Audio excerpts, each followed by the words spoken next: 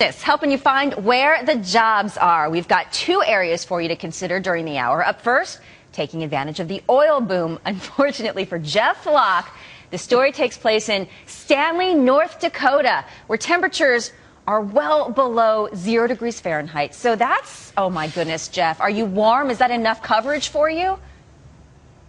Not particularly.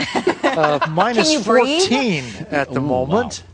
The weather is, well, you know, the landscape has always been unforgiving here, and, you know, the cattle are perhaps better suited to it, and that's what we see here on one side of our picture. But I'm standing on about a 15-foot high snowbank, and if Bob comes back around here and watches us come down the hill, maybe we see. Whoa! Careful! Okay, oh my down goodness, the hill. That's great My balance. God. We are down the hill. Very good. Needed it. Yeah, Bob took his own little hike there.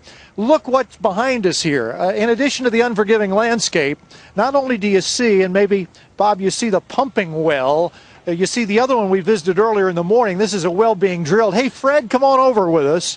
Unforgiving landscape, but oil has turned many people into millionaires here in North Dakota. What am I looking at right there, Fred? Well, that's a pumping unit, and it's a good-sized one, and it's pulling that Bakken oil, just helping it come on out of the ground and get in the tank, and they turn it into dollars. For years, this oil has been unrecoverable, but they've come up with new technology, and maybe if Bob looks off into the distance there, you see one of these rigs. You've had many of these on your property, and they drill down 2 miles, and then they drill out vertically 2 miles, or horizontally, I guess, and you get oil that you could never access before. Right. Another good thing was the technology of this, the new frack technique that they do, and they bust the little rocks apart. Exactly. And I want to tell you what, that oil's just been waiting to come out and get into the tanks, and here it is. It's happening right here. And for a man like Fred Evans, who ranched for forever, right?